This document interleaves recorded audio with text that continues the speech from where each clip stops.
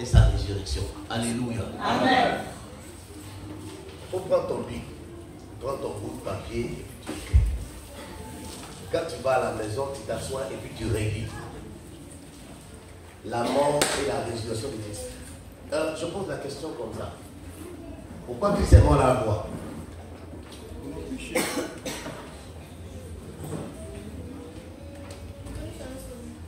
Pour que tu sois sauvé. Maintenant, est-ce que toi tu es sauvé? Tu dis pour que tu sois sauvé, demande si toi tu es sauvé. Est-ce que tu es sûr que tu es sauvé? Ouais, banal.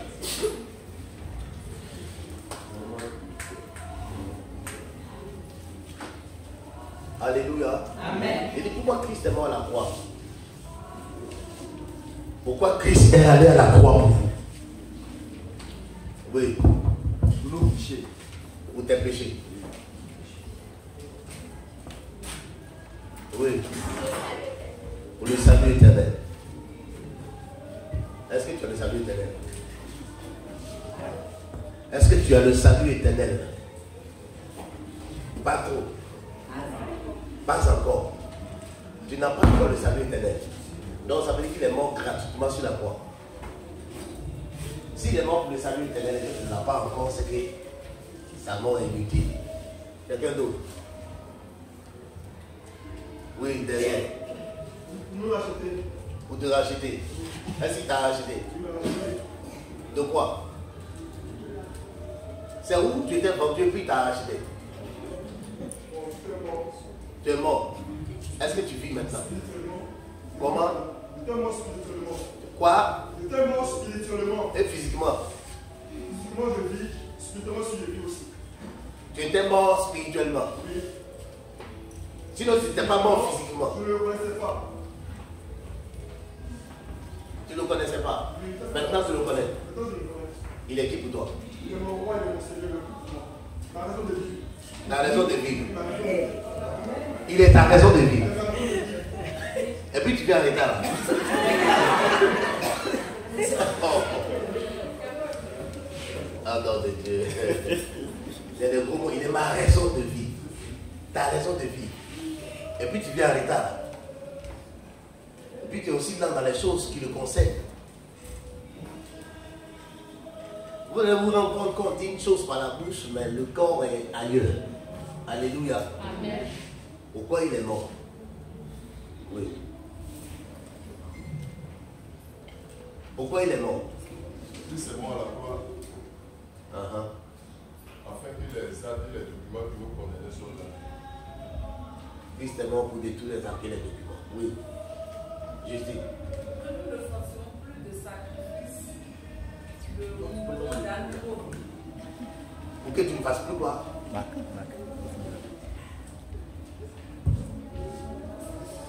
Pourquoi on ne fasse plus de sacrifices d'animaux?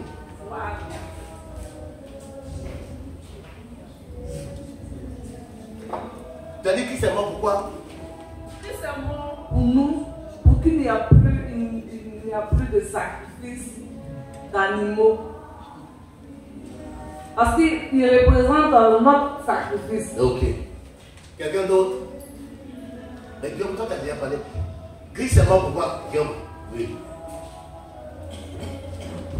Pour nous réconcilier avec Dieu. Pour nous réconcilier avec Dieu. Maintenant, je te pose la question, est-ce que toi tu es réconcilié avec Dieu?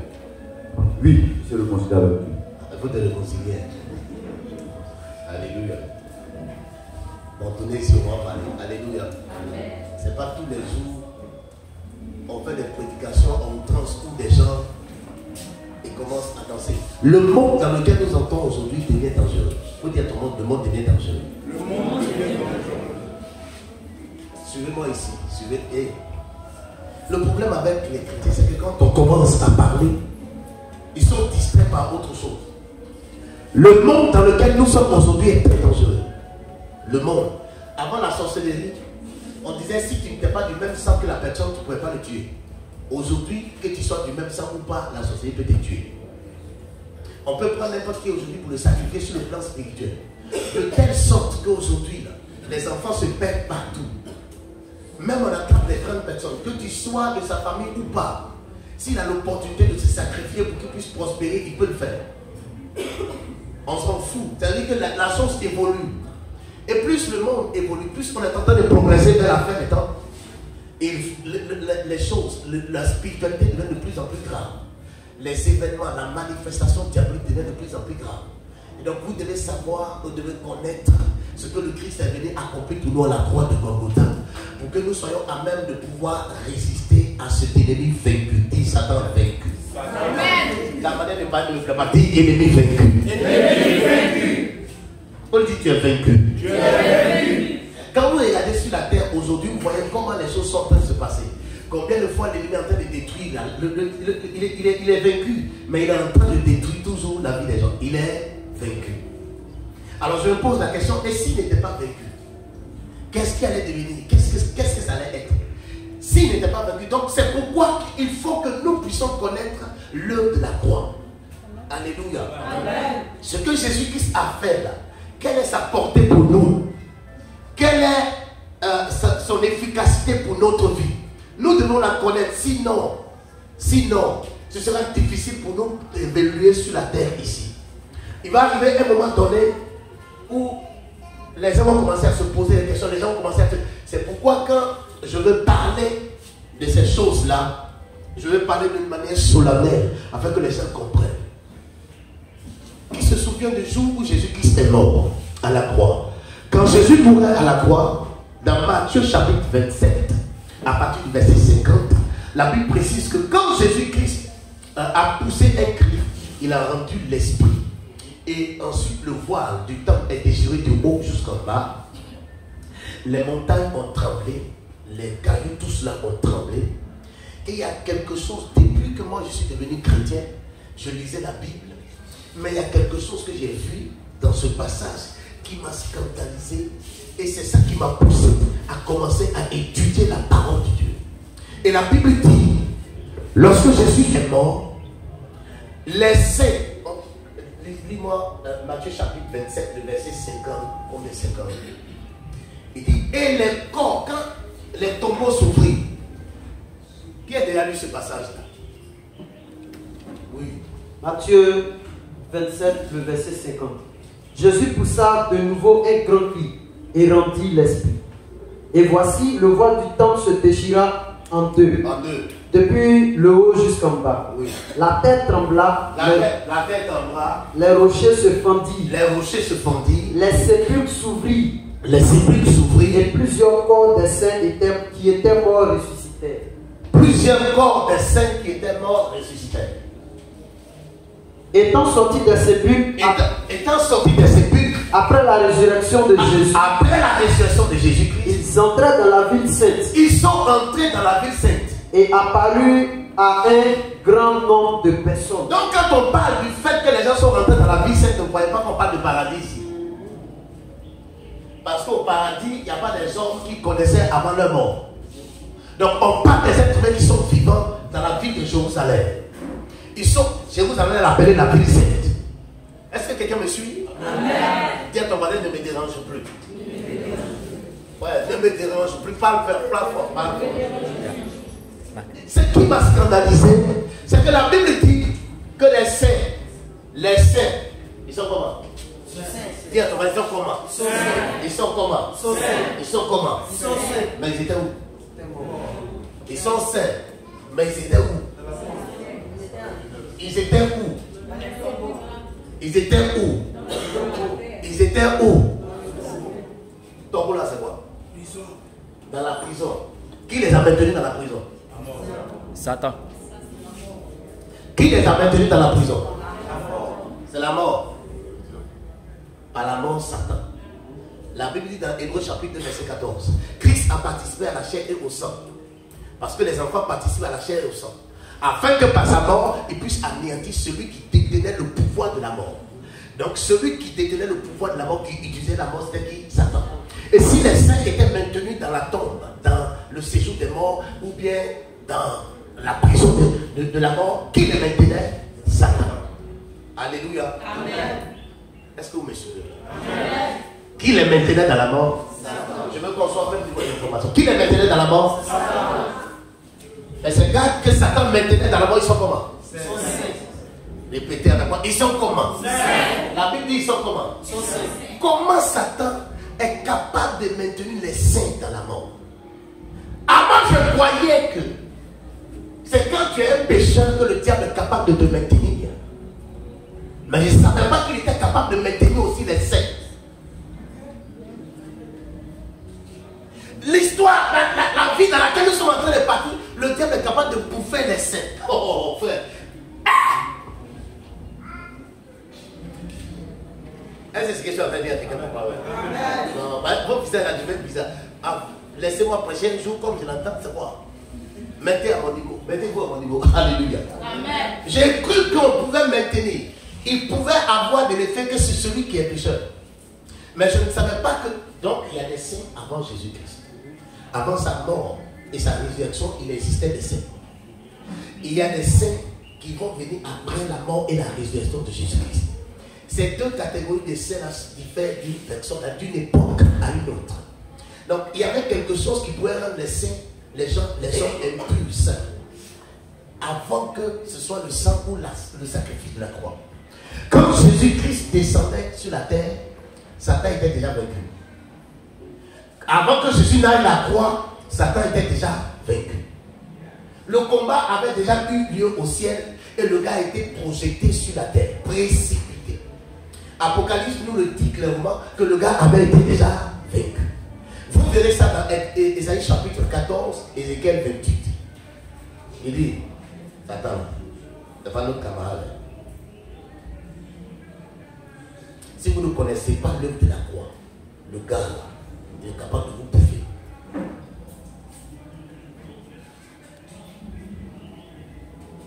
Il est vaincu avant que Jésus ne vienne à la croix. Et il est capable de mettre les saints là. La Bible dit Dieu sanctifie les hommes par la parole. Je vous l'ai toujours dit. Quand tu veux être béni, quand tu veux une grâce, quand tu veux une percée, quand tu veux tu souhaites avoir une chose sur la tête qui est compris dans tout ce qui est comme bénédiction de la part de l'Éternel, tout ce que Dieu veut t'apporter. Je parle avant Jésus-Christ. Quand Dieu doit te guérir, par exemple, quand Dieu doit te délivrer, quand Dieu doit apporter un enfantement, une percée financière et matérielle. Alors j'allais poser la question ce matin, qu'est-ce que tu veux? Qu'est-ce que toi tu veux? Qu'est-ce que... Bon, c'est que vous ne voulez rien. Je continue. Quand tu cherches, avant que Jésus ne vienne, il dit qu'est-ce que tu veux? Il n'entend pas. Il n'entend pas. Vous savez, la religiosité là. La religiosité là, il faut qu'on soit délivré. Qu'est-ce que tu veux?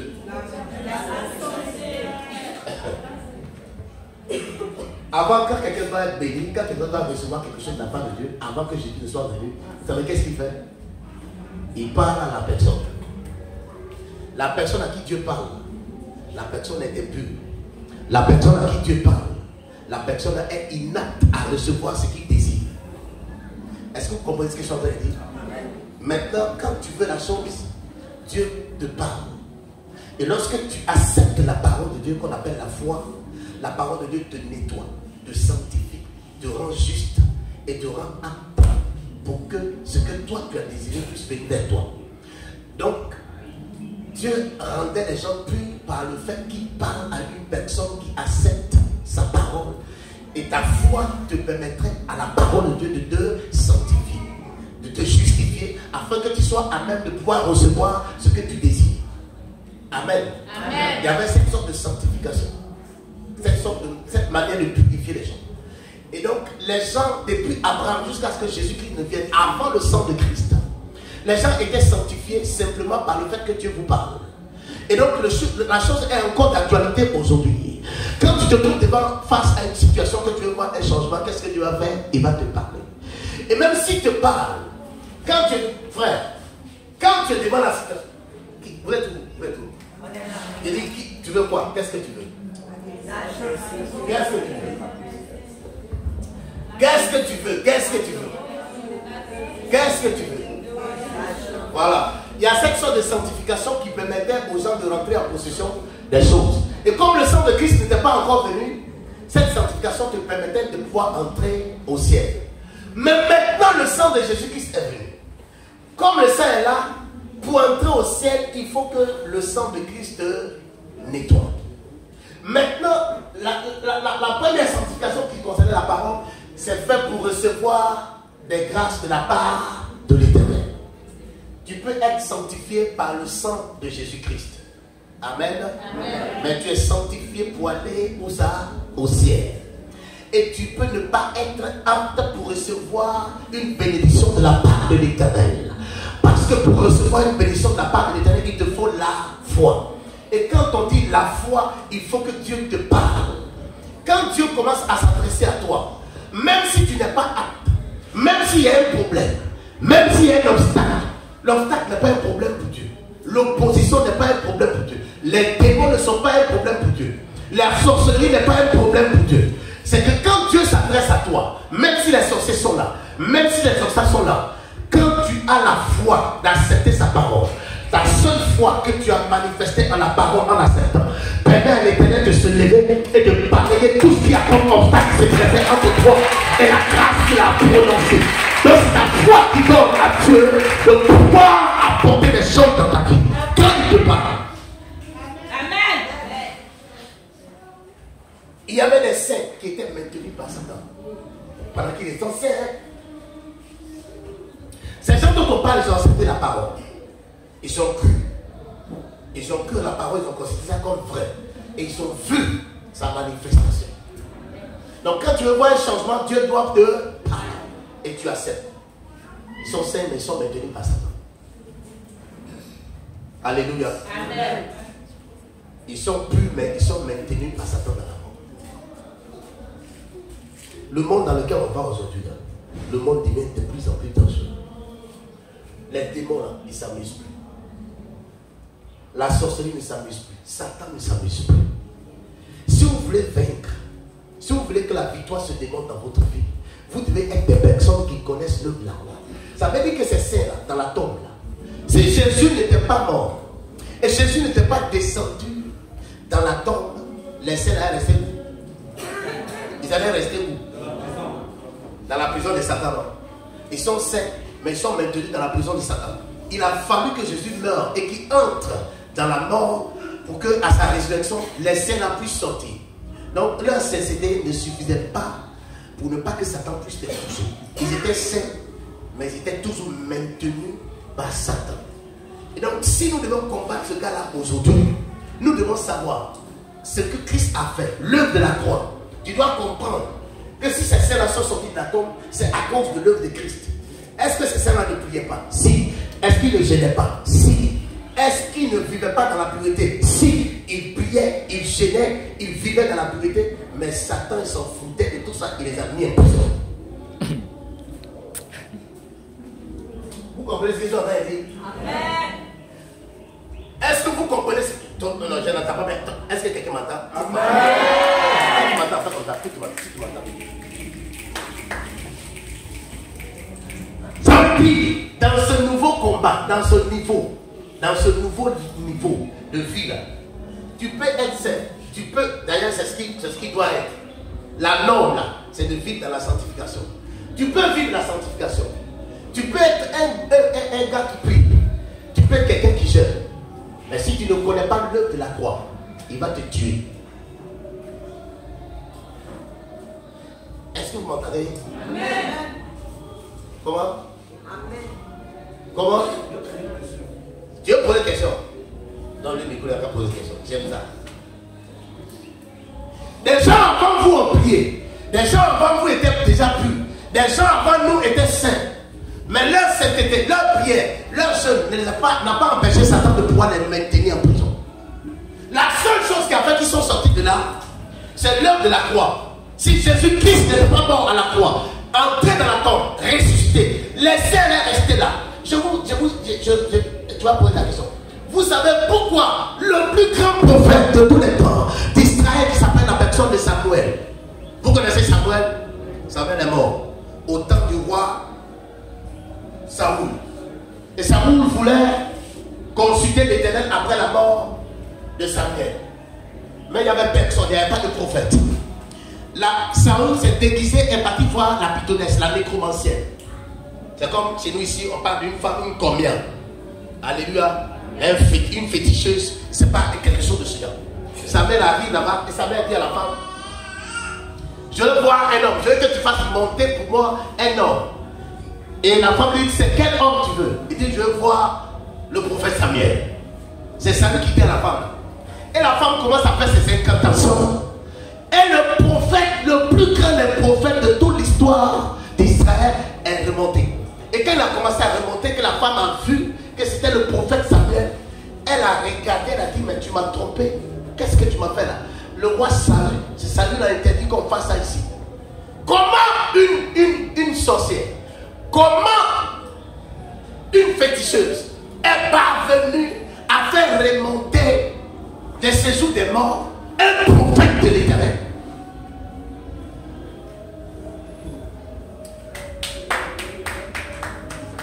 Il était prophète. J'ai dit, il était prophète. Est-ce que vous m'entendez? Amen. Il était prophète. Mais quand il est mort, Satan l'a cloué au sang, en prison. Il a fait toutes sortes de miracles. Est-ce que parmi nous ici, il y a quelqu'un qui prie que ça vienne? Ils l'ont mis. Moi, je pose la question. Donc, le Père, tout à l'heure, vous avez dit j'ai dit oui. Que les saints qui étaient morts avant la croix, oui, étaient maintenus dans le séjour des morts. Et ça du fait, oui, du fait de Satan. Oui. Voilà. Il a fallu la mort, la résurrection de Jésus, voilà, pour que ces saints-là ressuscitent. Ma question, c'est de savoir, oui, est-ce que jusqu'au jour d'aujourd'hui, ceux qu'on prend pour des grands prophètes ou qui sont supposés sans tâche, quand ils meurent et qu'ils ne reviennent pas, est-ce à dire qu'ils sont maintenus dans le séjour de mort du fait de Satan? J'ai dit avant que Jésus-Christ ne vienne. Et j'ai bien précisé que quand Jésus est venu, ceux qui étaient maintenus dans la mort, ils sont sortis.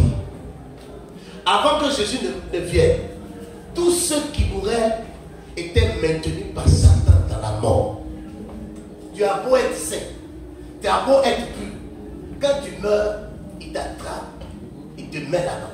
Ça veut dire que la seule chose qui permet à quelqu'un de sortir de là aujourd'hui, que tu ne puisses pas être retenu par là, c'est qui?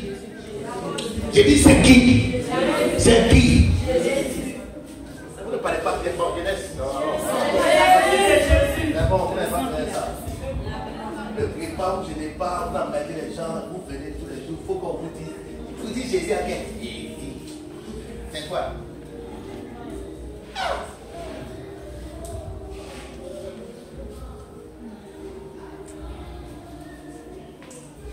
Ça veut dire que le niveau de combat dans lequel on se retrouve aujourd'hui, tu peux prier, c'est vrai. Tu peux gêner, c'est vrai. Ça doit faire partie de ta vie. Et il faut dire à votre plaisanterie de vie chrétienne que vous avez, vos amusements de vie chrétienne, ça ne suffit pas devant ça. Si vous pensez que vous, tous les jours vous êtes dans maquis, dans bar, et vous vous sentez à l'aise, quand vous quittez là-bas, vous venez ici, ça ne suffit pas. C'est-à-dire, il vous a tué il y a longtemps. Il vous a englouti il y a longtemps.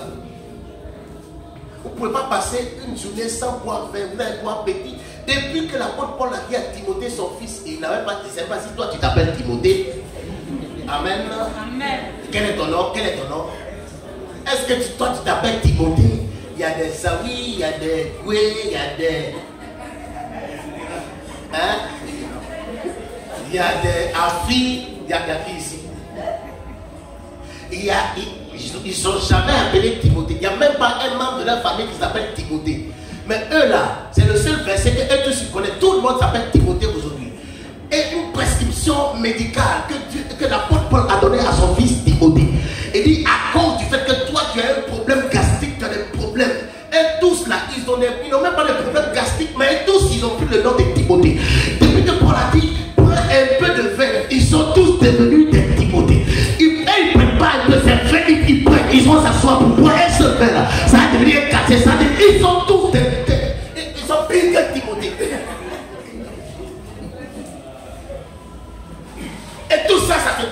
chrétien, il vous a tué il y a longtemps. Mais si vous êtes vivant, vous savez pourquoi vous êtes vivant? À cause de l'œuvre de Christ à la croix.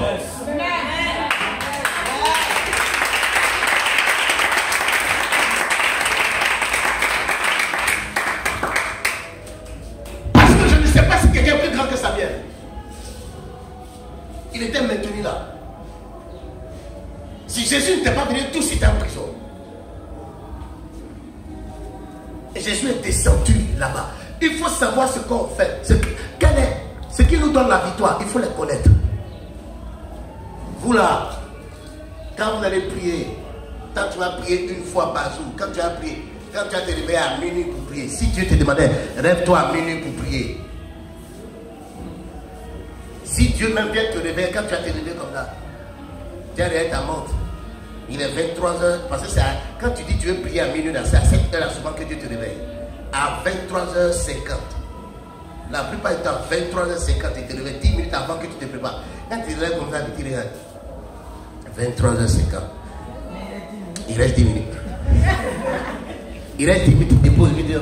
Le temps qu'elle m'étend n'est plus. Quand au moins tu te tires comme ça, quand tu te réveilles, il est 2h du matin. Tu n'as pas vu l'heure la passer. Tu n'as pas senti que tu as dormi. À longtemps, il t'a tué.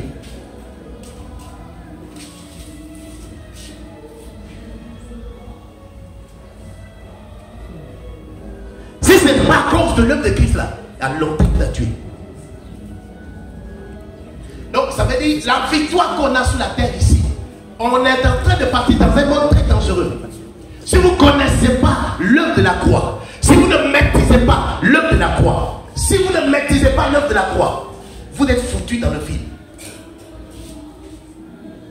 Si votre vie n'est pas focalisée sur l'œuvre de la croix, si vous comptez sur vos moments de jeûne et de prière, je n'ai pas dit qu'on ne gêne pas, parce que le prophète Samuel gênait, il priait. Si vous comptez sur votre moment de jeûne et de prière, si c'est ça que vous comptez dessus, et vous espérez avoir quelque chose sur la terre ici, le sorcier de ta famille va venir te bouffer en une fraction de seconde, comme ça fait rien. C'est la seule chose qui nous a donné d'avoir la victoire. Moi je vous pose la question, est-ce que vous connaissez la portée de l'œuvre de la croix? Est-ce que vous savez ce que c'est? Est-ce que vous comprenez ce que c'est? Est-ce que vous imaginez sa portée? Le diable est déjà vaincu avant que Jésus ne vienne sur la terre. Jésus ne vient pas pour faire un nouveau combat avec Satan. Il était déjà vaincu. Mais quelque chose qu'il a déjà vaincu, pourquoi il va descendre sur la terre encore pour aller à la croix pour ça? Parce qu'il est déjà vaincu. Mais le gars là, il est quand même vaincu, mais il traumatise les gens. Il traumatise les gens. Il traumatise la vie des gens. Quand vous regardez votre vie aujourd'hui, tout ce qui est comme opposition, tout ce qui est comme échec, tout ce qui est comme obstacle qu'on attribue à Satan, on se pose la question, est-ce que le gars là il est vraiment vaincu? On se demande s'il est vraiment vaincu.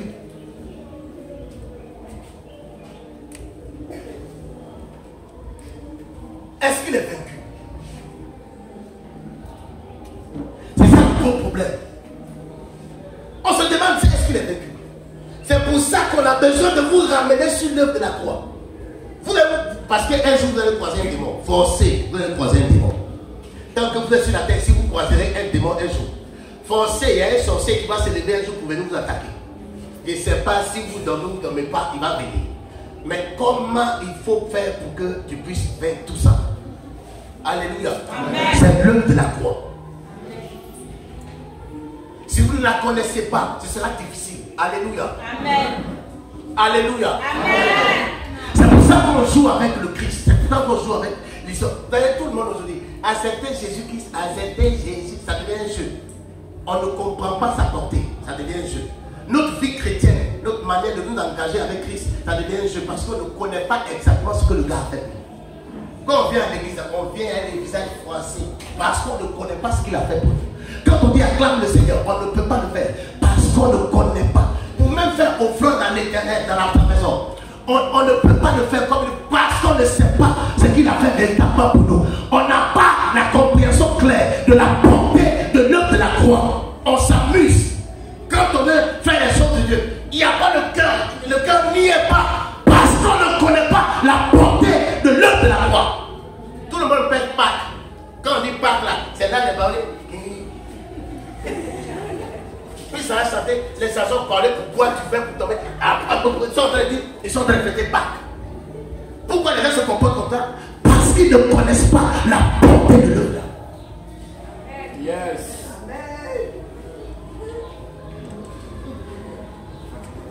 Les gens peuvent presser 1er janvier. Ils pressent 1er janvier. Ils tuent des moutons. Ils font toutes sortes de choses. Ils font cela. Mais quand la Pâque arrive, qui s'assoit et puis fait quelque chose de bon? Personne. Pourquoi? Parce qu'on ne connaît pas la portée de l'œuvre de la Pâque.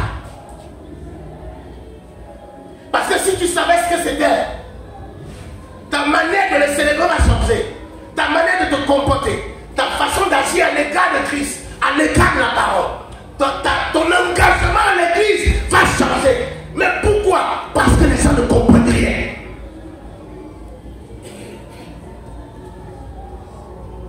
Acclame le Seigneur. Acclame le Seigneur. Acclame le Seigneur.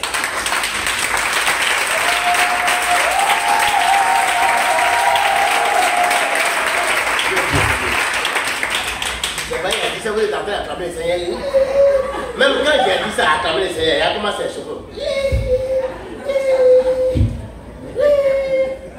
On dirait des bobos qui sont en train de forcer pour parler. Acclame le Seigneur. Acclame le Seigneur. Acclame le Seigneur. J'ai dit acclame le Seigneur. Il est monté à la croix pour ta victoire. Acclame le Seigneur. J'ai dit qu'il est monté à la croix pour ta victoire sur la terre. Acclame le Seigneur.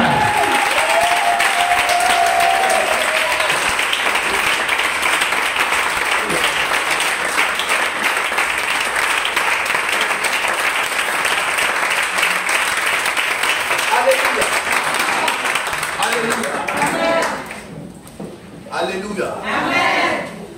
J'ai dit Alléluia. Amen. Alléluia. Amen.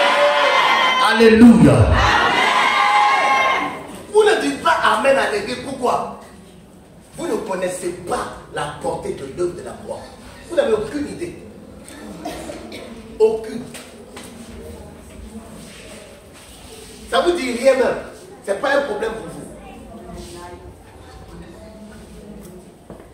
C'est pas important, c'est pas important. C'est pourquoi notre engagement avec Christ n'est pas réel. Alléluia. Amen. Sois délivré de Timothée. Dis-moi bien Amen. Amen. Timothée. Qui s'appelle Timothée ici? Il n'y a pas de Timothée ici. Qui s'appelle Timothée? Qui a son nom qui s'appelle Timothée? Qui s'appelle Timothée? Est-ce qu'il y a Timothée ici? Mais si toi tu ne t'appelles pas Timothée, tu viens que tu bois là, c'est pourquoi? Petit Timothée, on lui a dit de prendre petit pour son truc. Maintenant toi, casé que tu bois, tu t'appelles quoi? Timothée puissance 10 ou bien Timothée puissance 5. Tu es quoi? Tu es Timothée ou bien tu es Tipa? Alléluia. Amen. Alléluia. Amen. Réponds bien que je puisse entendre. Alléluia. Quand on a même pas plus fort que ça. Alléluia. Plus fort que ça. Alléluia. Frère, que je vous dise quelque chose. Alléluia. Amen. Quand elle est sortie, que les gens sont sortis. Ça veut dire que si Christ était resté là-bas, nous tous on est restés. Quand il est rentré dans la tombe, s'il était resté là, nous tous on restés. La différence entre quelqu'un, vous savez, quand Satan était, quand Christ était encore vivant, Satan s'attaque à lui, Satan va le voir. Écoutez-moi très bien, Satan va le voir, Satan va s'attaquer à lui, Satan s'attaque à sa personne. Vous n'avez jamais vu Christ en train de dire, je mets le feu sur toi, je mets le feu sur toi. je mets le feu sur toi. Est-ce que tout le monde me suit ici? Amen. Lui, tu es où? Comment tu es là? Quand il y a eu confrontation directe entre Christ et Satan, est-ce qu'il a mis le feu sur lui? Est-ce que Jésus a mis le feu sur Satan? Non. Dites-moi, est-ce que Jésus a mis le feu sur Satan? Non. Ça veut dire que le feu là, ça ne marche pas à Satan. Tu peux mettre le feu sur les démons, mais une catégorie des démons, tu vas mettre le feu, et même là, ils ont feu. Ça leur dit rien. Vous comprenez? C'est pour ça que tu as prié pour les démons. Tu fais le feu, et puis il y a des démons, il va te dire quoi? Feu, plaisantin. Oui, elle a vu ça. Feu, gros feu. Toi aussi, il y a quel feu? Plaisantin. Pour toi, ça va plus des fraises. Il dit ça. Parce que le don parfait, le modèle parfait n'a pas mis feu. Si Jésus n'a pas mis feu, c'est que toi aussi tu ne dois pas mettre. Ça veut dire qu'il faut faire ce que Jésus a fait. Parce que c'est lui qui est le modèle parfait. Ce qu'il a fait, il faut faire. Les deux se sont pointés, qu'est-ce qu'ils ont dit? Il est écrit. Si je te pose la question, tu connais tout ce qu'il y a comme programme de Canal Horizon. Novelas, tu sais à quelle heure tel film passe. Est-ce que tu connais un seul verset biblique? Si je dis aux gens ici aujourd'hui, qu'est-ce qu'elle a prêché le dimanche dernier? Les gens ont commencé à bégayer. Qu'est-ce que tu as regardé sur Novelas depuis lundi jusqu'à vendredi? Elle va te faire un résumé propre. Il y a quelle fille d'actualité, quel film d'actualité actuellement sur Novelas? Il y a quel film? Je sais que personne ne va répondre. Parce qu'ils vont dire qu'ils ne répondent pas.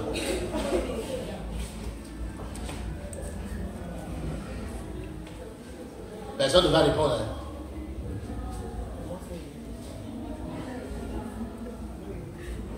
Quel est ce verset que tu as trouvé? Il n'y en a pas. Alléluia. Amen. Pourquoi?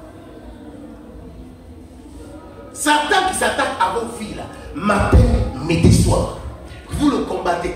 À cause de qui vous ne dormez pas chez vous à la maison? Satan qui s'attaque à vos vies tous les jours. Le feu ne le moyen pas. Comment il faut le combattre? Comment? Ici tu ne connais pas l'œuvre de la croix, tu ne peux pas. Alléluia. Amen. Comment? Je demandais à 3 personnes. Toi tu prends Éphésiens chapitre 4, le verset 8. L'autre tu prends 2 Pierre 2, le verset 4. Dans la version français courant terre à terre. Est-ce que quelqu'un là? Il dit français courant. Éphésiens chapitre 4. Ruth, la version. Tu as pris 2 Pierre 2. Version quoi? Terre à terre.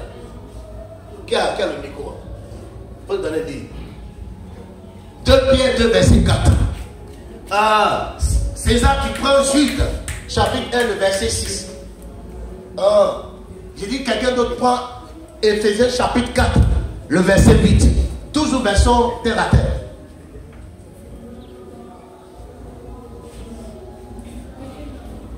Lis. En effet. Tiens-toi debout. Est-ce que vous me suivez ici? En effet, oui. Dieu n'a pas épargné les anges qui ont péché. Attends, donc il a fallu que Milan vienne pour que tu viennes à l'église. Donc c'est elle qui te commande au père. Oui. Mais il les a précipités et enchaînés dans la vie. Reprends tout doucement. C'est comme ça que vous lisez et vous ne voyez pas. Reprends. En effet, Dieu n'a pas épargné les anges qui ont péché. Ce n'est pas à discuter. C'est une chose définie, une œuvre qui a été déjà faite. Dieu n'a pas épargné les gens qui avaient quoi? Péché. Mais il les a précipités et enchaînés dans l'abîme. Il les a précipités et enchaînés dans l'abîme. Là où règnent les ténèbres. Pour qu'ils soient gardés en vue du jugement. Pour qu'ils soient gardés en vue du jugement. Pour qu'ils soient gardés Est-ce que tout le monde me suit ici? Pour qui, regardez-moi ici, pour qu'ils soient gardés en vie du jugement. Quels sont les anges qui ont péché? Je pose la question. Quels sont les anges qui ont péché? Quels sont les anges qui avaient péché?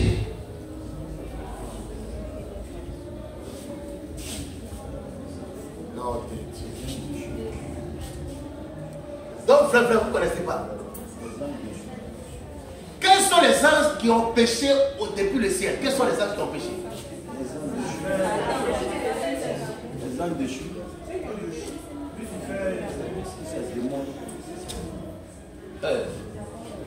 Quand Satan s'est révolté au ciel, la Bible est tombée à combien de noms dans un tiers?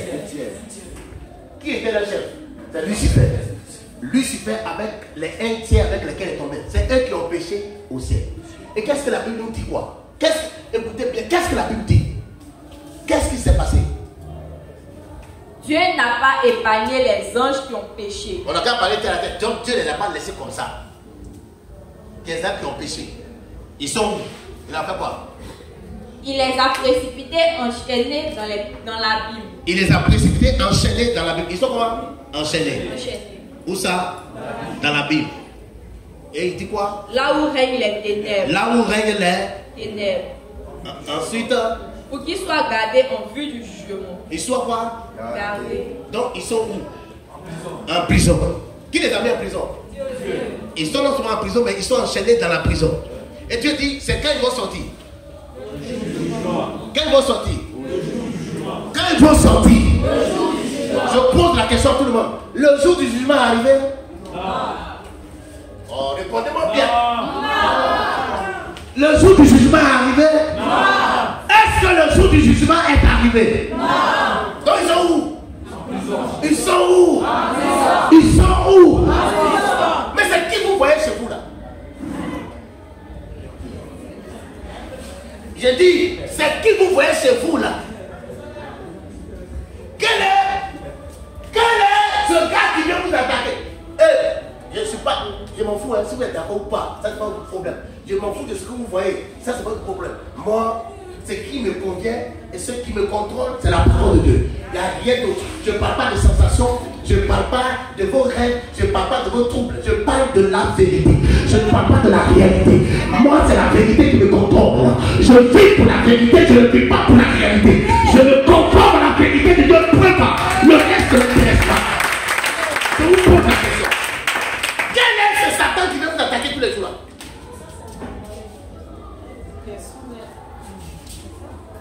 Ou bien il a fui du prison.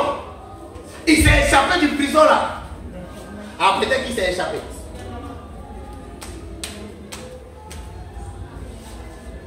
Jude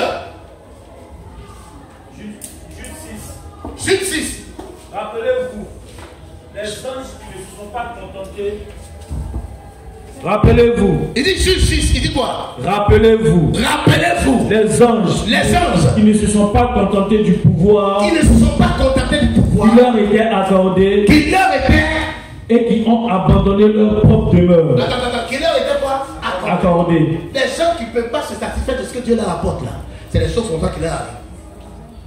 Les gens qui ne peuvent pas se contenter de ce que Dieu leur donne là, ils vont tomber dans des choses bizarres. Et qu'est-ce qu'il dit? Dieu les garde dans l'obscurité d'en bas. Dieu les garde dans l'obscurité d'en bas. Définitivement enchaînés. Comment? Définitivement enchaînés. Comment? Définitivement enchaînés. Dans d'autres versions on dit éternellement. Comment? Définitivement enchaînés. C'est quoi? Définitivement enchaînés. Pour le grand jour du jugement.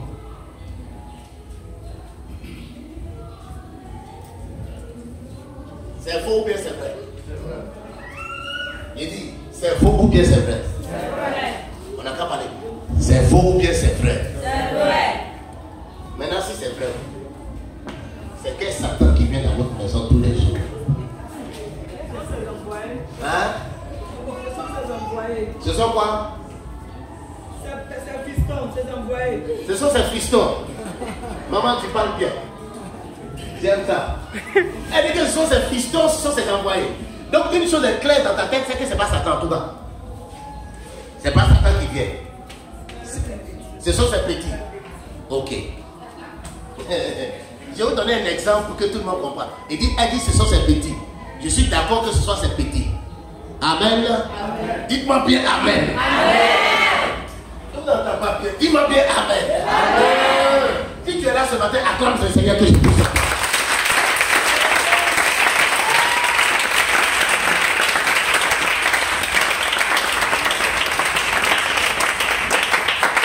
Écoutez-moi, regardez. Donc, le gars est en prison. Est-ce que c'est sûr pour vous qu'il est en prison? C'est en prison. J'ai dit, est-ce que c'est sûr pour vous qu'il est en prison? Frère, je m'en fous, hein, si tu veux accepter, tu acceptes. Si tu veux, tu laisses. C'est pourquoi Satan peut rendre visite à certaines personnes. Vous savez, la Bible dit, dans 1 Jean chapitre 5, le verset 4 à 9, la Bible dit qu'il y a des gens qui font Dieu menteur.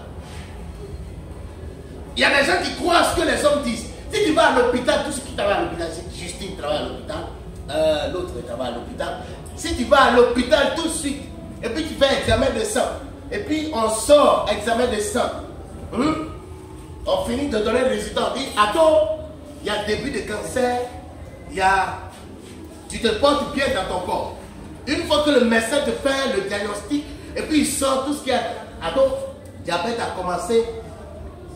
Quand tu entends ça, toi qui ne pissais pas beaucoup avant, quand tu entends qu'il y a diabète, tu commences à pisser en même temps. À chaque 5 minutes. Pourquoi? Parce que tu viens de croire à ce que le médecin a dit. Alors que le médecin peut se tromper. Même les appareils qu'on utilise pour faire les examens peuvent se tromper. Et comme ces appareils peuvent se tromper, chaque année, on est en train de fabriquer de nouveaux appareils. Parce qu'il y a un défaut dessus. Les gens peuvent se tromper, mais les gens sont pressés pour croire, donner foi à ce que les autres disent. Mais quand Dieu parle, c'est là qu'on devient intelligent. Et si c'était toi, ton beau diable?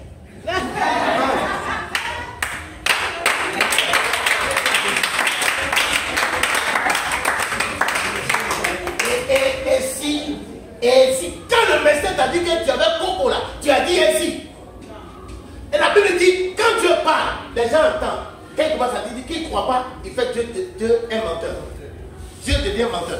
Alors si Dieu dit, par exemple pour toi, que le diable est en prison, et puis il dit, tu viens de libérer Satan de la prison pour toi. Pour quelqu'un là.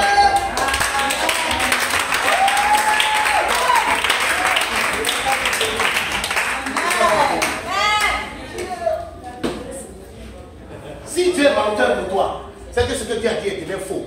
Et si ça devient faux, tous les anges déçus qui sont tombés du ciel pour toi, ils sont dehors. Promenade sur promenade. Ils te trouveront dans ta maison. Ils vont te froisser comme il le faut. Mais si tu crois à la parole de Dieu, le diable est en prison.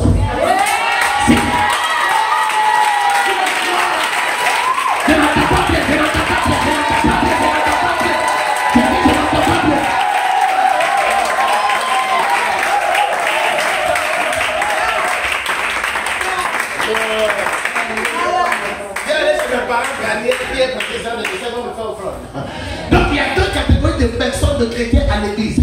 Il y a des gens qui maintiennent Satan en prison. Il y a d'autres qui le libèrent.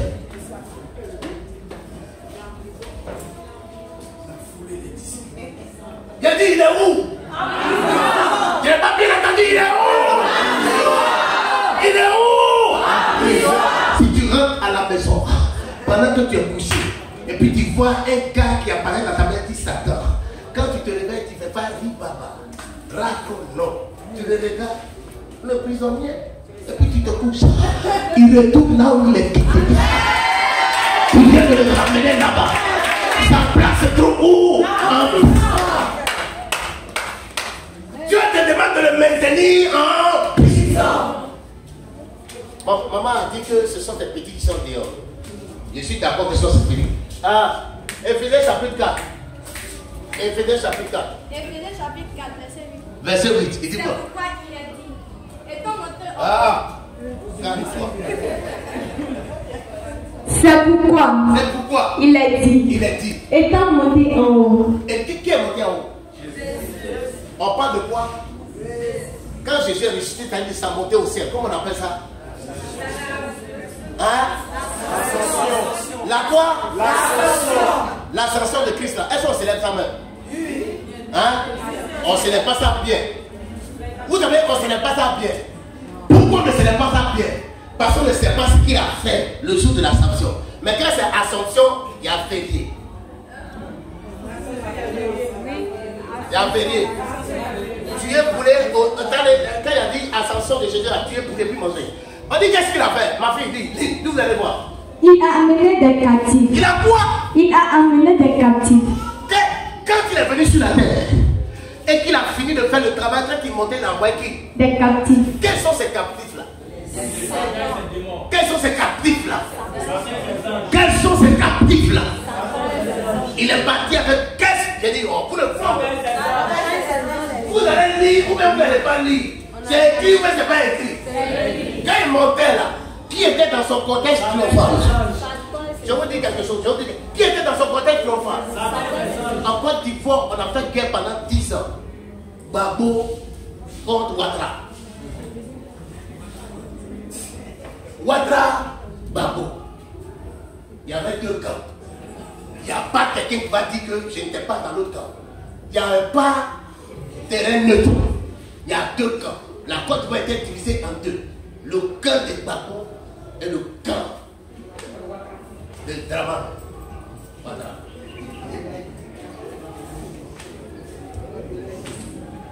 Amen. Amen. Ils ont fait guerre.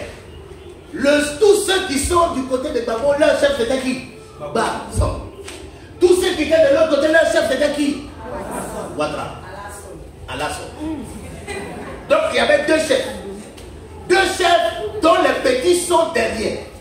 Deux chefs dont les petits sont derrière. Ça ressemble à 1 Samuel 17. Goliath et David. Goliath de l'autre côté. Les petits de Goliath de l'autre côté. David de l'autre côté. Les petits de David de l'autre côté. Donc ce sont deux représentants de deux nations, de deux armées. Ce sont des princes, ce sont des chefs, ce sont des champions. Deux champions de deux camps différents qui sont opposés. La bataille se déroule entre les champions. La victoire du champion est la victoire de tout le camp du champion. La défaite du champion est la défaite de tout le camp. Frère, nous on est habitants ici. On ramasse les FRC. On charge au moins 20-50 camions. On déverse un cocody dans la zone de Gbagbo. 1 heure du temps après, quand FRC revient, ils sont 5. Il n'y a pas son garçon pour pénétrer là-bas. Il n'y en a pas. Moi j'ai vécu ici, et non, pourquoi je ne suis pas sorti et je suis resté ici? Je me souviens du 23, le fameux 23, ma maman venait de servir une nourriture, c'était devant moi. Dès que je suis de laver ma main, ils ont commencé à tirer. Je suis couché par terre, je suis resté jusqu'au lendemain matin. Nourriture, je n'ai plus mangé. On est resté ici. Tous les FXI, moi j'ai vu pieds de blanc à la cité ici. Des gars qui abandonnent les chats. Il n'y a pas de garçon pour rentrer ici. Mais quand ils ont attrapé Gbagbo, les petits ont fait quoi? Ils ont gagné temps. Ils ont fait quoi? Ils ont gagné temps. On ne les a pas tués. Ils ont encore leurs armes. Ils possèdent même les chars. Mais ils ont fait quoi? Gagné temps. Pourquoi? Parce que le chef a été capturé. J'ai un chef.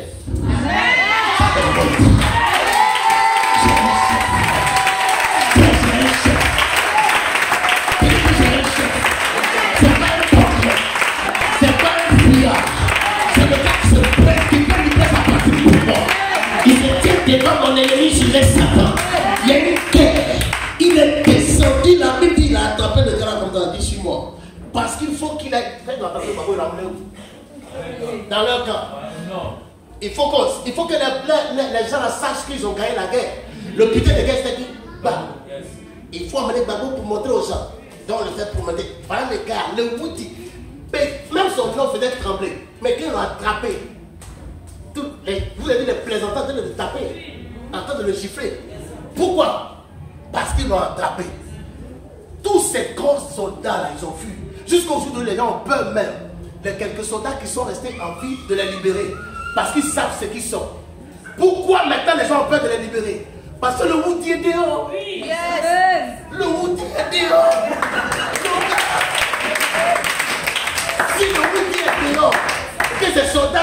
devient, il devient fort. C'est la force du outil qui emballe ces petits. Quand il était en prison,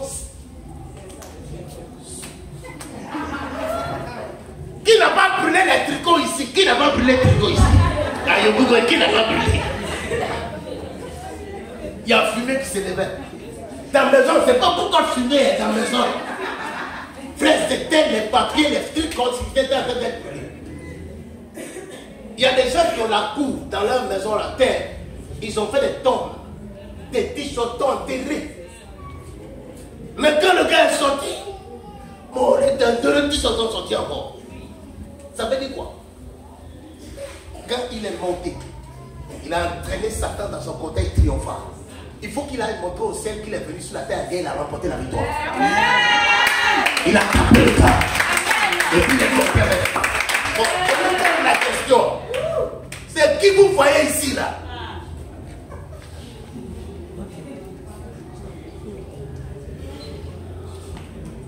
Maman, je vais te répondre maintenant.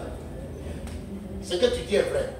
Si ce sont ces petits, si la tête qui a derrière un corps qui a été décapité, qui a bien encore, qui a derrière un corps décapité, je connais des gens qui ont vécu parce qu'on leur a coupé un pied, on leur a coupé un membre. Je ne connais personne qui a vécu parce qu'on lui a enlevé la tête. Vous ne m'avez pas entendu? Les petits là, ce sont les corps de qui? De Satan. La sorcellerie c'est qui? Le corps de Satan. Le fétichisme c'est quoi? Le corps de Satan. Le corps de Satan. Comme vous et moi nous sommes le corps de Christ. Christ est quoi? La tête. Le corps de Satan aussi, Satan est la tête. Ce qui arrive à la tête arrive tout le corps. Mais ce qui arrive au pied peut ne pas arriver à tout le corps. Quand la tête est touchée, tout le corps est touché. Mais le doigt peut être touché, tout le corps peut ne pas être touché. On peut ressentir la douleur partout dans tout le corps, mais après ça va passer. C'est le seul doigt qui sera déformé. Peut-être c'est le seul pied qui sera déformé. Mais si la tête est touchée, tout le corps est déformé. Si les yeux de la tête ne voient plus, tout le corps est dans le noir. Parce que ce qui arrive au corps arrive à tout le corps. Et quand la tête, qui est le diable, c'est un serpent, c'est un non-serpent, mais dont la tête a été découpée. Le serpent a la capacité de vivre assez longtemps pendant que la tête n'existe plus. Sa queue peut bouger, mais la tête est coupée. Sa queue peut bouger, mais la tête est coupée. Amen. Amen. Est-ce que vous comprenez? Amen. Frère, si la tête là est vaincue là, c'est un sorcier qui va venir faire quoi? Son petit qui vient chez toi, il vient pourquoi? Il doit être indépendant. Quand on a tapé de voir, tous ces soldats n'ont pas fui. Est-ce qu'ils n'ont pas fui? Pourquoi il te regarde depuis c'est chez toi, il vient? Hein? Je vous dis des choses à mon niveau maintenant. Quand il a ouvert la porte, c'est quoi tu appelles ouvrir la porte? C'est quoi tu appelles ouvrir la porte? Je veux qu'on parle clairement. C'est quoi tu appelles ouvrir la porte? C'est quoi tu appelles péché? C'est quoi tu appelles péché? Il ne faut pas retirer ta parole, ta oui. C'est quoi tu appelles péché? Je vais entendre. Hein? Ça oui, pas. Non. Écoute-toi, les journalistes. Il faut prendre la grâce de tout le monde. Dans un groupe, quand les autres ne parlent pas, que toi tu parles, la grâce qui vient, ça vient sur toi d'abord. Après, la descente chez les autres. C'est ton mouvement qui a été sur toi, tu vas les toucher. C'est quoi tu appelles péché? Qu'est-ce que tu appelles péché? C'est enfreindre une loi. Enfreindre une loi. Ne pas observer une loi. Ça là, on n'appelle pas péché. On appelle les péchés. Dans le bon langage public, on appelle les péchés. Quand on parlait de le péché, c'est une vie qui se trouve dans le corps de l'homme. Les péchés, ce sont les actes du corps de l'homme. Donc ce qu'on appelle péché là, ce sont les actes. Alors, donc vous comprenez quand je vous dis, c'est quoi vous appelez péché là? Vous devez me citer des actes. Yes, il a commencé ce matin en disant quoi? Les Timothées. Parce que Paul a dit, faites usage d'un peu de vin. Timothée, lui, il prend comment? Non, beaucoup là c'est quoi? Il prend un casier. Il prend 2 casiers. Timothée, lui, il prend 2 verres. Et puis c'est même pas les petits verres bouchés là. Val-Pierre. Val-Pierre là. Non, droit. Et puis quand ils prennent là, ils sont en train de fouiner là-bas. Ils regardent comme ça, après ils disent, ah, c'est pas le corps. Madame, c'est qu'il y a une étoile en bas là, 5 fois envoyée.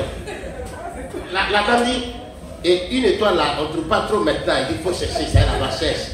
Tellement ils sont habitués dans le coin, la dame a gardé une étoile parce qu'il les connaît. Il est parti prendre une étoile pour envoyer. Je ne parle pas de ceux qui sont ici.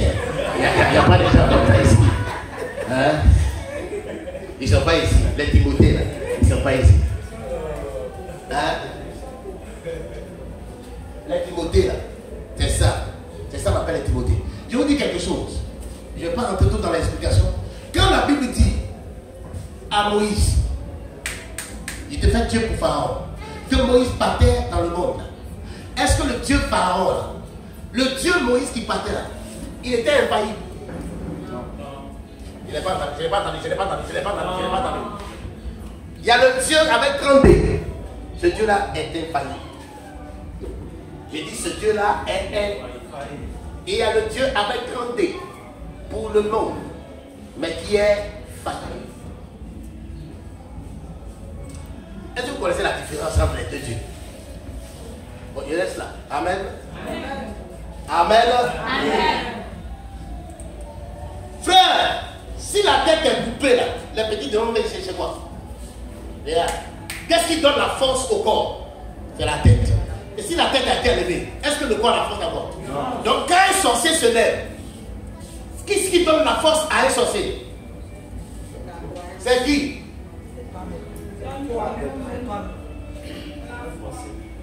Qu'est-ce qui donne la force à un sorcier? Le sorcier, il sait qui? Il sait qui? Qu'est-ce qui donne la force à un sorcier? C'est Satan. Mais si Satan là, lui-même, on l'a dépouillé, on l'a envoyé en prison, c'est que le sorcier il est comment? Il est comment? Ce qui arrive à la tête arrive à qui? Au corps. Le féticheur, il sait qui? Parlez bien, on va aller devant. Parlez bien, on va aller devant. Le marabout, il sait qui? La sorcellerie, il sait qui? Les mystiques, il sait qui? Qui ça? Comment est Satan? Comment est Satan? Le sorcier qui parle contre toi, il est dépouillé. Il se joue des dangereux, mais son nom c'est véritable dépouillé. Il peut se faire passer pour quelqu'un qui est bon, mais il est dépouillé. Il peut prendre l'apparence de quelqu'un qui est fort, mais en réalité il est dépouillé. Il veut rougir comme un lion, mais il n'est pas un lion. Il veut faire comme s'il est fort, en réalité il est faible. Devant toi, tous ceux qui appartiennent à Satan sont des petits qui sont en bas de toi. C'est pourquoi Jésus dit, je te donne la force pour marcher sur les serpents et les scorpions, et rien ne pourra te nuire. Le démon peut se lever et dire, mon nom c'est le Christ. Mon chef a vaincu pour que moi je puisse vaincre. C'est pas ma prière qui me fait vaincre, mais c'est la victoire de la tête qui me donne la bouche. Ils le veulent ou pas. Mon chef est déjà assis sur le trône. C'est sûr que je m'assois aussi également sur le trône. Il a percé, je perce. Il évolue, j'évolue. Il est grand, je suis grand. Ça ne dépend pas de ma prière, mais de ce que je viens faire. La chose a été déjà faite. Ma vie est en collaboration directe avec la tête qui est assise sur le trône.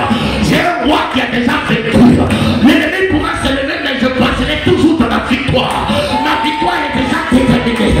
Ma percée est déjà déterminée. Ma réussite est déjà déterminée. Ma gloire est déjà déterminée. Ma percée est calculée. C'est terminé. Si le sorcier se lève, on dit c'est terminé. Je ne t'ai pas même dit c'est terminé. C'est là que j'allais. Regarde les gars. Le feu. Le feu. Le feu. Non, on ne dit pas ça. Rappelle-toi. Ton chef est en prison. Quand il dit, en fait, ton chef est en prison. Qu'est-ce qu'il dit? Il appelle le gars et dit, hé, le gars le connaît. Il dit au frère, le gars là il connaît.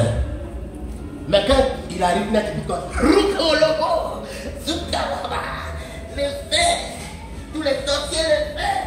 Il y en a qui se lèvent à 1h du matin à cause des sorciers. Les faits.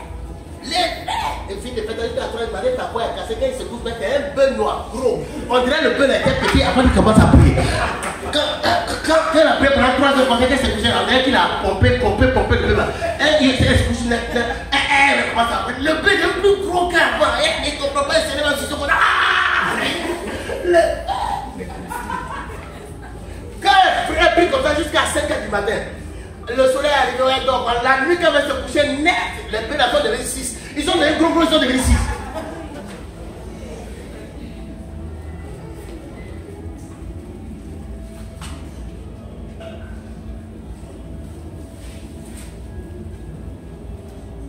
Il est où Satan? Il est où? Il dit il est où? Qui met un obstacle à ta vie là? Qui bloque ta vie là? On est en train de célébrer. Il y a des petites plaisanteries de sorciers qui se lèvent et puis ils viennent dans l'église et puis ils vont venir attaquer. Hein? On ne parle pas. Vous les remarquez, leur tête change, ils deviennent tous noirs comme charbon. C'est le feu qui les a brûlés. Amen. Je suis un feu dévorant. Si c'est pas ça, tu sais pas ça. Un feu, c'est pas n'importe quel feu. Un feu dévorant. Toi, tu sais pas que c'est un feu. Tu te lèves, tu viens attaquer les feux. Hein? Feu ça là. Quand on verse l'eau dessus, il devient grave. L'eau devient l'eau là. Ça devient une flamme, ça devient essence. N'importe quoi on jette dans ce feu là, il est grandi seulement. Et tu deviens plus, quand tu deviens plus, tu arrives ici. Tout nuage là, diable, tout ça. Amen. Vous remarquez là, tous ceux qui vont vous attaquer là, quand vous les voyez 2 jours après, leur thé ont changé. Amen. Le feu les a brûlés. Amen. Quand vous allez les voir, vous allez voir, c'est un produit qu'il a. C'est pas un produit. Mon nom c'est produit. Le produit qui brûle les sorciers, c'est mort. C'est pas de théâtre. C'est pas théâtre, hein.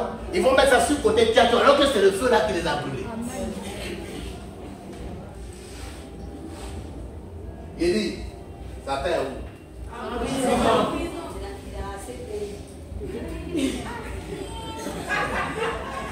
Bon, dites-moi. Et la Bible dit, Dieu l'a gardé là, il va le faire sortir un jour, mais le temps n'est pas encore arrivé. Maintenant, je vous pose la question. Qui met obstacle à vous? Qui met frein à votre vie? Vous ne vivez pas. Vous êtes là en train de penser à opposition. Vous ne pensez pas plutôt à ce que Christ a fait. Vous êtes là. Il y a trop de démons. Il y a trop d'obstacles dans ma vie. Il y a trop de démons. Obstacles. Il faut les changer. Amen. Amen. Le petit plaisantin de prédicateurs d'aujourd'hui, quand ils arrivent là, que de ramener les gens sur le Christ, l'œuvre de la croix, non. Fleur, je vois derrière toi une main noire, très très noire, qui est en train d'opérer. La main là te tient. Moi, il m'a dit, frère, je vois derrière toi une main blanche, toute blanche, qui a un drapeau tout blanc dans sa main. Il est en train de réunir comme ça. C'est le signe de la victoire. Tu ne vas pas bien dire amen. Tu ne vas pas bien dire amen. Il dit tu ne vas pas bien dire amen. Tu ne vas pas bien dire amen. Quand ma fille là, elle est venue me voir, on m'a donné une révélation. Elle dit quelle révélation? Elle m'a dit que mon truc là, c'est possédé, elle a peur. Quand Dieu parle, Dieu ne parle pas pour effrayer les gens. Dieu parle pour te rassurer. La Bible dit par prophétie, 1 Corinthiens chapitre 14, quand on prophétise, c'est pour orienter, c'est pour exhorter, c'est pour construire quelqu'un. Ce n'est pas pour effrayer. Si un prophète te donne une parole qui t'effraie, il faut le quitter. Ce n'est pas prophétie ça. S'il te dit qu'il y a telle chose chez toi qui n'est pas capable de dire j'ai enlevé, quitte-le, c'est un tueur, dangereux tueur. J'ai dit c'est un tueur à gage. Parce qu'il va troubler ta vie pour toujours. Quand Dieu révèle, il enlève. Je dis quand Dieu révèle, il enlève. Il ne révèle pas pour te laisser dans le trouble. Dieu ne trouve pas la vie des gens. Si tu ne vois pas, tu ne vois pas. Si tu vois, toi tu as vu, il faut enlever. Je ne sais pas dire de fois quelque chose derrière moi et puis tu as laissé dans mon problème. Quand je ne savais pas, j'étais tranquille. Depuis que tu as dit que tu as vu même moi derrière moi, j'ai senti qu'il y a quelque chose qui me dit qu'est-ce que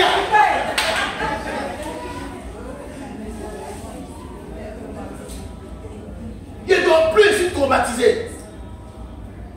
Je vis dans la peur. Ah frère, il y a une main qui te tient. Oh frère, je dis, est-ce que je peux parler à quelqu'un? Oui, pardon, est-ce que je peux parler à quelqu'un? Il y a une main qui te tient. Une main sûre. Une main propre. Une main sainte. Une main puissante. Pas n'importe laquelle. Une main qui te pousse. Qui te pousse. Qui te pousse. Qui te pousse. Je n'entends pas bien ton amen. Une main qui te pousse. Qui va te faire grandir. Qui ouvre un chemin devant toi. Là où tout semble fermé. La main a balai la route devant toi. Une main qui enlève les oppositions. Une main qui enlève la malédiction. Le voile qui te couvre. La main est là pour ôter. C'est la main de Christ. C'est la main de victoire. C'est la main de la percée. C'est la main de la victoire. C'est la main de la faveur. C'est la main de la grandeur. C'est la main de la gloire. C'est la main de la joie. Je parle joie pour quelqu'un ce matin. Je parle percée pour quelqu'un ce matin. Je parle grandeur pour quelqu'un ce matin. Je parle élégation pour quelqu'un ce matin. Je te vois dans la gloire. Je te vois dans la grandeur. Frère qui perce. Le roi est déjà dit. La tête est dans la gloire. Tu es dans la gloire. La tête est vive. Tu vives. La tête est dans la victoire. Tu es là dans la victoire. Les démons se lèveront. Tu marcheras sur eux. Ils parleront. C'est ta victoire. Ils entendront. C'est ta victoire. Ils s'adresseront à toi. C'est ta victoire. Ils poseront des actes. Ça ne te touchera pas. Parce que le roi est déjà vaincu. Ton roi est dans la victoire. Dis je marche dans la victoire. Je marche dans la victoire. Je marche. Je marche dans la victoire. On ne s'assoit pas. On ne s'assoit pas. On ne s'assoit pas. Je marche dans la victoire. Je marche dans la victoire.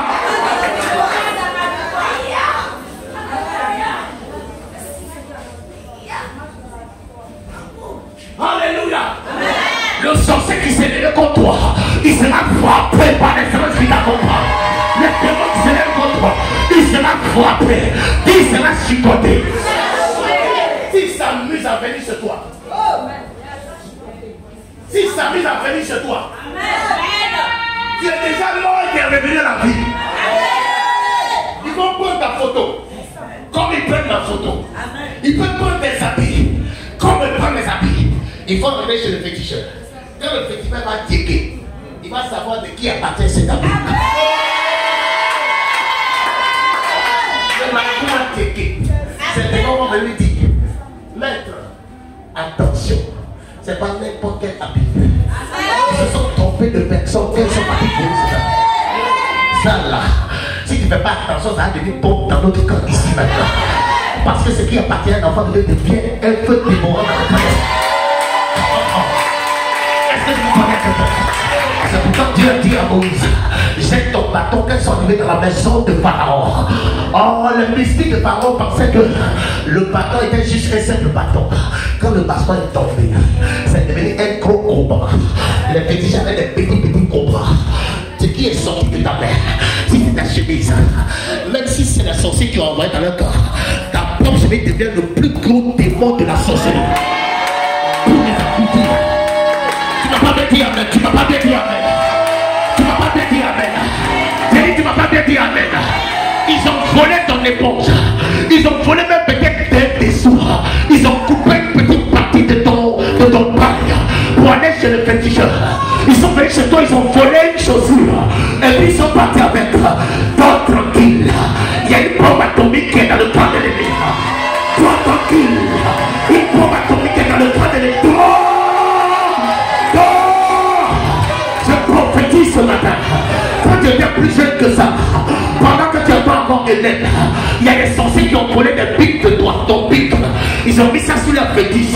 Pendant que tu comprends ça aujourd'hui, ce pic là devient une bombe. Là où il y avait le cadenas des sorciers, le cadenas qui t'avait lié, ce matin ils sont en train de parler. Tous les cadenas qui t'étaient là sont en train de sauter les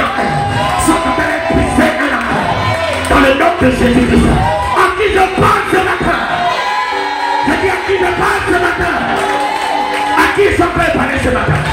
La malédiction est brisée pour toi. La sorcellerie est brisée pour toi. La mort est brisée pour toi.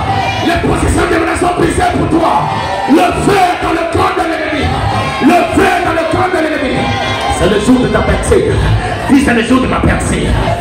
C'est le jour de ma pensée. Les démons les plus dangereux de ta famille, l'homme fort de ta famille, quand il te voit passer, c'est lui qui va donner les instructions aux petits voyous des scellés tout le temps là.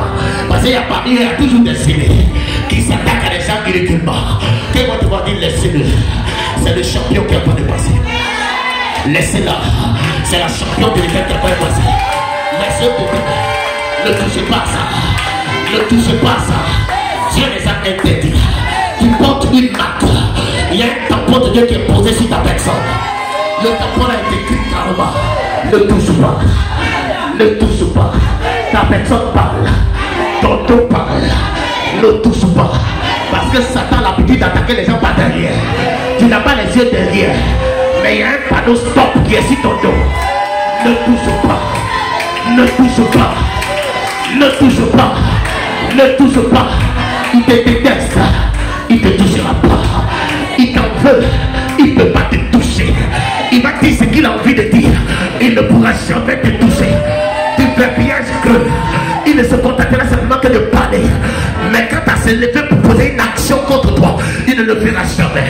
Parce que s'il se lève pour poser une action, il sera touché par sa propre action. Parce qu'un enfant de Dieu, tout ce que tu fais contre lui retombe sur ta propre tête. Le malheur qu'il a prévu pour toi retombe sur sa propre tête. La malédiction qu'il a prévue pour toi retombe sur sa propre